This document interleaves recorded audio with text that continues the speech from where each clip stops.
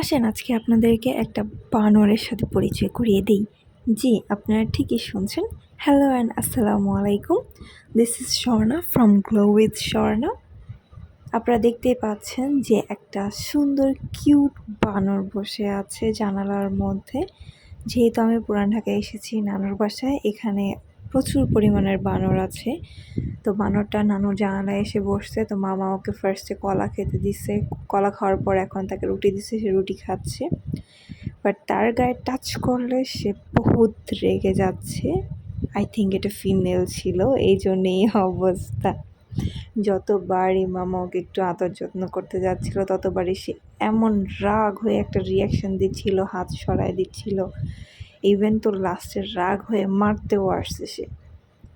আনলাকিলি সে ভিতরে ঢুকতে পারেনি, হয়তো বা একটা দুইটা মায়েরও দিয়ে বসতো। এটা নিয়ে বানরটা মেবি 3টা রুটি খেয়েছে, তো বাকিগুলোর ভিডিও করা হয়নি। মামা একটা দিচ্ছে, তারপর আমি যে আরও 2টা রুটি দিয়ে আসছি, তো তার গলা শুকায় যাবে দেখে মামা বলতেছিল যে তোকে একটু পানি এনে দেই, তুই পানি খাবি, তোর কি গলা শুকায় গেছে?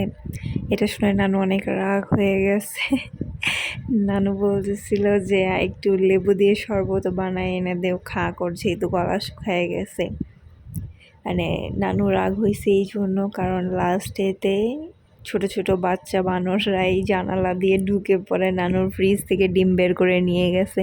ইভেন ডাইনিং টেবিলের উপর যা যা খাবার ছিল ওগুলো সব বসে বসে খেয়ে রেখে গেছে। ও কোনোভাবেই এটা টলারেট করতেছিল না যে ওকে কেউ টাচ করবে বা ওর গায়ে কেউ হাত দিবে। ওর খুবই একটা বিরক্তিকর ফিল হচ্ছিল। তো যতবারই মামা ওরে ধরার চেষ্টা করতেছিল ততবারই ওই দিক থেকে ওদিকে ঘুরে বসে, নয়তো হাতের মধ্যে একটা বাড়ি লাগায় দেয়। গ্লাসটা খুলে সে আরামে একটুখানি বসলো, যেখানে একটু রেস্ট নিতে আসছে সেইখানে রেস্ট নেবেই। তো মামা তারপর ওর সাথে এরকম ফাইজলামি করতেছিল, ওরে বিরক্ত করতেছিল, তারপর একটা আদরও করতেছিল, কিন্তু ও খুবই ডিস্টার্ব ফিল করতেছিল, লিটারেলি অনেক বিরক্ত হয়ে যাচ্ছিল সে।